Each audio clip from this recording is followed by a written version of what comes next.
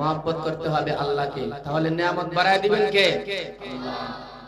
আল্লাহু আল্লাহু তুমি জাল্লে জালালু, শেষ করা তো যায় না গে তোমার গুণগান। বলেন আল্লাহু আল্লাহু তুমি জাল্লে জালালু, শেষ করা তো যায় না গে তোমার গুণগান। তুমি কাদের গফফার, তুমি জলিল জব্বার, তুমি কাদের গফফার, তুমি জলিল জব্বার, অনন্ত অসীম তুমি রহিম রহমান। আল্লাহু আল্লাহু তুমি জাল্লে জালালু, শেষ করা তো যায় না গে তোমার গুণগান। তুমি আদম নবীকে প্রথম সৃষ্টি করিয়া ঘোষণা করিয়া দিলে শ্রেষ্ঠ বলিয়া। তুমি আদম নবীকে প্রথম সৃষ্টি করিয়া ঘোষণা করিয়া দিলে শ্রেষ্ঠ বলিয়া। তাই নূরের ফেরেশতা করে আদমকে সেজদা, তাই নূরের ফেরেশতা করে আদমকে সেজদা।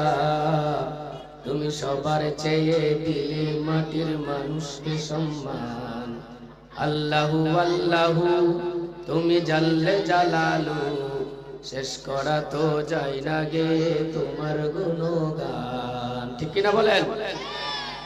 আল্লাহর গুণগান সারা জীবন গাইলে শেষ করা যাবে? পাক রব্বুল আলামিন সবকিছুর মালিক, তিনি ইচ্ছে করলে সুস্থ মানুষকে সেকেন্ডের ভিতরে, অণু সেকেন্ডের ভিতরে তাকে অসুস্থ বানিয়ে ফেলতে পারেন। এই ক্ষমতা আল্লাহর আছে না নাই? কিয়ামতের একটা আলামত হলো আল মাউতুল ফুজআ, আকস্মিক মৃত্যু। হুটহাট মানুষ মৃত্যুবরণ করবে। সকালে দেখবেন ভালো, দুপুরবেলা শুনবেন মাইক অ্যানাউন্স হচ্ছে। এই ধরনের ঘটনা নজির আমাদের সামনে আছে না নাই? আছে না? বহুত আছে। আকস্মিক মৃত্যুর হার বেড়ে গেছে। হার্ট অ্যাটাক, স্ট্রোক, যে সমস্ত রোগের জন্য মরতে কোনো সময় লাগে না। কথা কোন ঠিক কিনা? আবার কত মরণ ব্যাধি রোগী, ডাক্তার যাকে সময় বেঁধে দিয়েছিল তুমি আর বড় জোর এক সপ্তাহ বাঁচতে পারো, এই লোক এখনো বছরকে বছর আমাদের সামনে চলাফেরা করতেছে। এই ধরনের লোক আছে না নাই? তাহলে মনে প্রাণে বিশ্বাস করতে হবে সবকিছুর মালিক একমাত্র আল্লাহ। আমরা আসলে আল্লাহ তাআলার কৃতজ্ঞতা জ্ঞাপন করি না।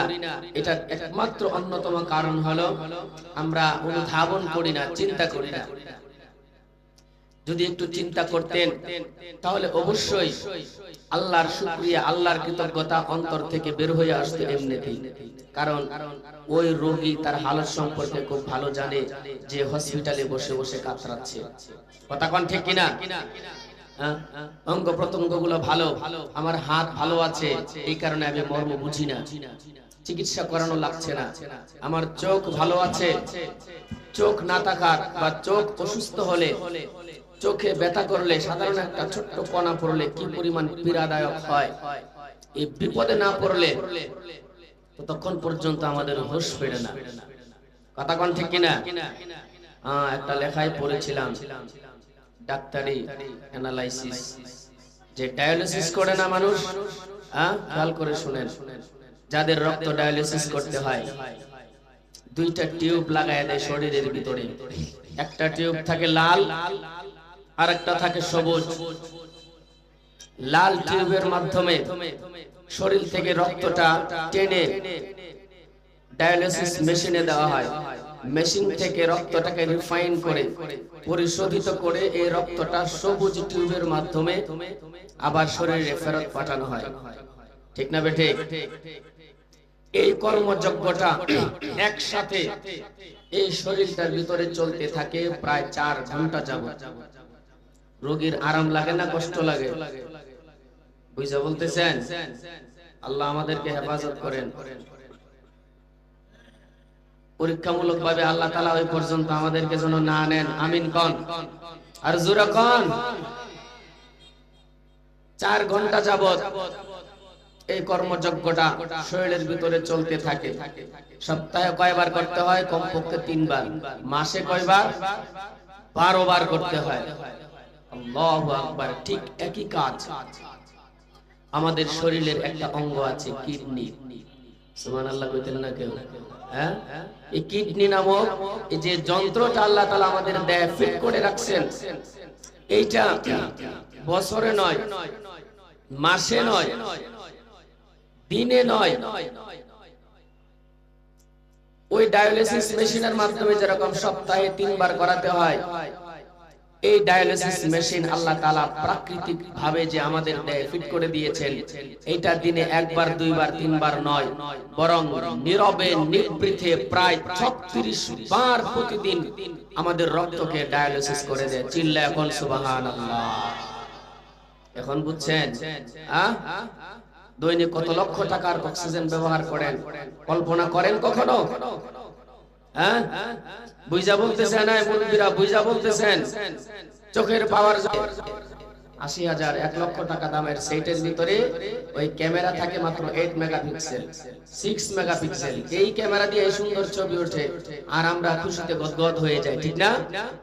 পিক্সেল মানে হলো একটা ছবির প্রাণ। একটা ছবি উঠাতে লক্ষ লক্ষ পিক্সেলকে, অনুপিক্সেলকে একত্রিত করে একটা ছবি সে কালেকশন করে। এই একটা ছবি উঠাতে বিজ্ঞানের ভাষায় প্রায় 6 মেগাপিক্সেলের একটা ছবি উঠাতে প্রায় 60 লক্ষ অনুপিক্সেলকে সে একত্রিত করে। এখানে লাল রং থাকে, নীল রং থাকে, সবুজ রং থাকে, সমস্ত রং গুলাকে সে একত্রিত করে। বিজ্ঞান বলে এই মোবাইলের পিক্সেল গুলার যে পরিমাণ পাওয়ার আছে বিভিন্ন কালারকে একত্রিত করার, আমরা একসাথে 2 কোটি রংকে আলাদা আলাদা ভাবে পার্থক্য করার ক্ষমতা আল্লাহ তাআলা চোখের ভিতরে দিয়েছেন। সুবহানাল্লাহ।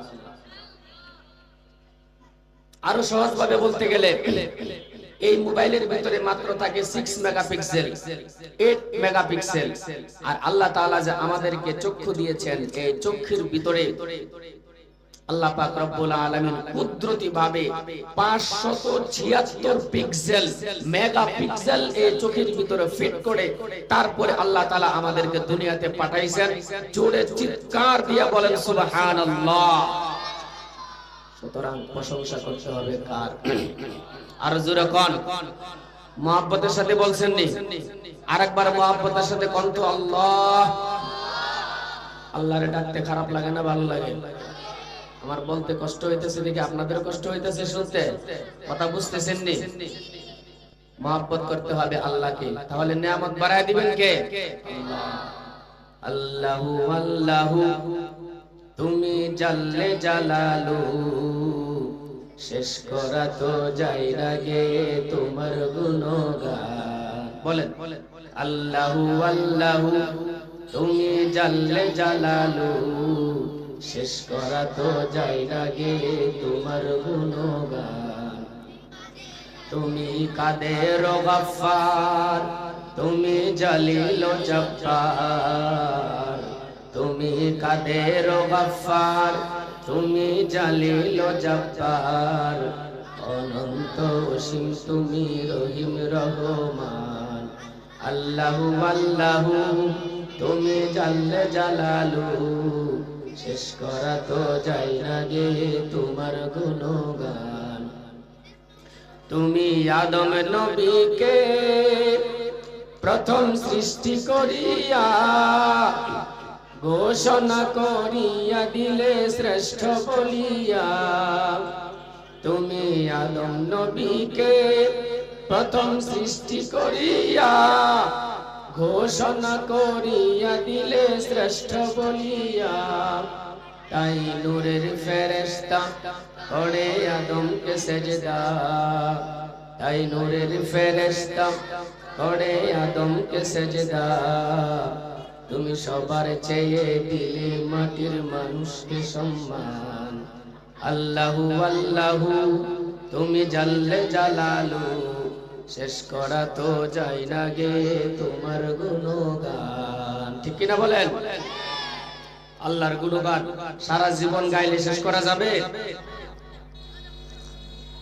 একটু জিকির করেন, লা ইলাহা ইল্লাল্লাহ, লা ইলাহা ইল্লাল্লাহ, লা ইলাহা ইল্লাল্লাহ, লা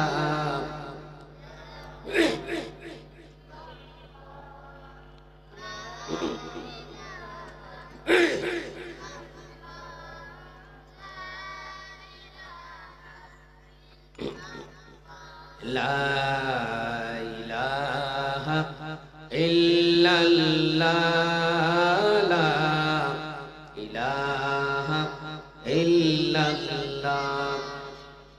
খুদি কসর নেহালা, ইলাহা ইল্লাল্লাহ, লা ইলাহা ইল্লাল্লাহ, লা ইলাহা ইল্লাল্লাহ মুহাম্মাদুর রাসূলুল্লাহ সাল্লাল্লাহু আলাইহি ওয়াসাল্লাম। মুহতারাম উপস্থিতি, আল্লাহ তাআলা আমাদেরকে অসংখ্য অগণিত নিয়ামতের মাঝে আমাদেরকে অল টাইম ডুবিয়ে রাখেন। শুধু আমাদের চিন্তার অভাব। বুঝলে আল্লাহর যে কি পরিমাণ শুকরিয়া আদায় করতাম, অসুস্থ না হলে সেই জিনিসটা অনুধাবন করা যাবে না। কথা কোন ঠিক কিনা? আল্লাহ তাআলা দুনিয়াতে আমাদেরকে অসংখ্য অগণিত অজস্র নিয়ামত আল্লাহ তাআলা আমাদেরকে দিয়েছেন। এর ভিতরে সবচাইতে একটা বড় দৃশ্যমান একটা নিয়ামত আমাদেরকে দিয়েছিলেন, যার নাম হলো জনাবে মুহাম্মদুর রাসূলুল্লাহ সাল্লাল্লাহু আলাইহি ওয়াসাল্লাম। দুইটা জিনিস পৃথিবীর ভিতরে মহামূল্যবান। একটা আল্লাহর পক্ষ থেকে সরাসরি নিজের কালাম আল কোরআনুল কারীম, আরেকটা হলো আল্লাহর পক্ষ থেকে তার প্রিয় বন্ধুকে দুনিয়াতে পাঠিয়ে দিয়েছিলেন। জোরে কোন সুবহানাল্লাহ। জনাবে মুহাম্মদুর রাসূলুল্লাহ সাল্লাল্লাহু আলাইহি ওয়াসাল্লাম। আল্লাহ তাআলা বলেন, এই দুনিয়াটা যদি সুন্দরভাবে সুন্দর বানাতে চাও, আখিরাতটাকেও যদি সুন্দর বানাতে চাও, তাহলে আদর্শ গ্রহণ করতে হবে কার? জনাবে মুহাম্মদুর রাসূলুল্লাহ সাল্লাল্লাহু আলাইহি ওয়াসাল্লামের। আল্লাহ তাআলা এটা কালামের ভিতরে আমাদেরকে মেসেজ দিয়েছেন যে দেখো, যেখানেই থাকো, যেভাবেই থাকো, যে হালতেই থাকো, যে কর্মেই তুমি থাকো, ছোট জায়গা হোক, বড় জায়গা হোক, হাটে ঘাটে, বাজারে, মসজিদে, মসজিদের বাহিরে, সুপ্রিম কোর্টে, সচিবালয়ে, সব জায়গায় একটা জিনিস ফিকির রাখতে হবে, আমি রাসূলুল্লাহর উম্মত। রাসূলুল্লাহর আদর্শের বাহিরে কোনো কাজ করা যাবে না। আলোচনা হচ্ছিল আদর্শ গ্রহণ করতে হবে সরওয়ারে কায়নাত দু জাহানের সরদার আখিরি নবী জনাবে মুহাম্মদুর রাসূলুল্লাহ সাল্লাল্লাহু আলাইহি ওয়াসাল্লামের। আল্লাহ তাআলা মেসেজ দিয়েছেন, লাকাদ কানা লাকুম ফি রাসূলিল্লাহি উসওয়াতুন হাসানাতুন লিমান কানা ইয়ারজুল্লাহা ওয়াল ইয়াওমাল আখির ওয়া যাকারাল্লাহা কাসীরা।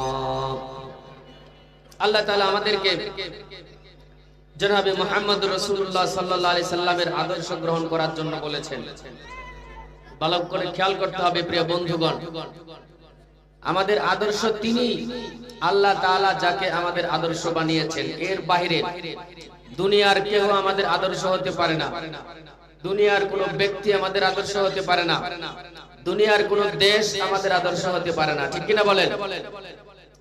এখন অনেক মানুষ পশ্চিমাদেরকে আমাদের আইডল বানায়, আইডল বানাতে চায়, তাদের কৃষ্টি কালচার এই দেশে চালু করতে চায়। কথা কোন ঠিক কিনা?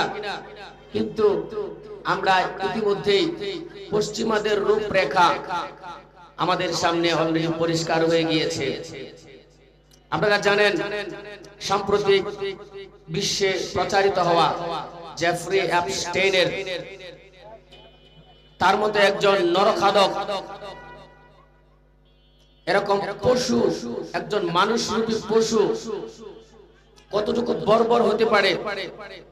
মানুষের চরিত্র, সুন্দর চেহারার আড়ালে, সুন্দর পোশাকের আড়ালে মানুষের আচরণ কি পরিমাণ বিভৎস হতে পারে, মানুষ কি পরিমাণ পাষণ্ড হতে পারে, তার একটা রূপরেখা সামাজিক যোগাযোগ মাধ্যমে অলরেডি প্রচারিত হয়েছে।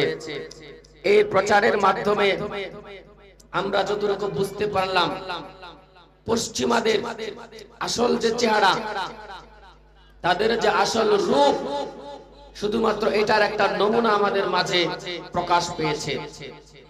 আপনারা জানেন একটা ক্যারিবিয়ান দ্বীপ, জেফ্রি অ্যাপস্টেইন নামক এক ব্যক্তি একটা দ্বীপ কিনে এই দ্বীপের মধ্যে, দামি একটা দ্বীপ, এই দ্বীপের ভিতরে আনাগোনা করত বিশ্বের সুপ্রিম পাওয়ার লোকেরা। এখানে সবার প্রবেশাধিকার ছিল না।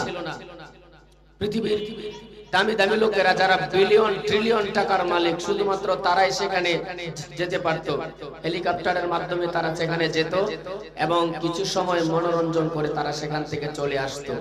যদি ব্যাপারটা এমন সহজে হতো তাহলে আপনারা হয়তো বুঝতে পারতেন যে এটা সাধারণ একটা ব্যাপার। আমাদের দেশেও বিভিন্ন ক্লাব থাকে, হ্যাঁ, ডে ক্লাব, নাইট ক্লাব, কত রকমেরই সেখানে মৌজ মাস্তি হয়।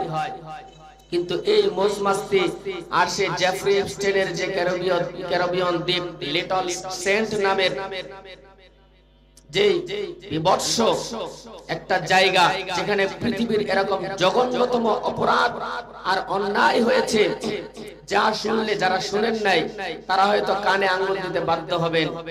ইবলিস নিজেও হয়তো অবাক যে একটা মানুষের চরিত্র হয় এমন কিভাবে।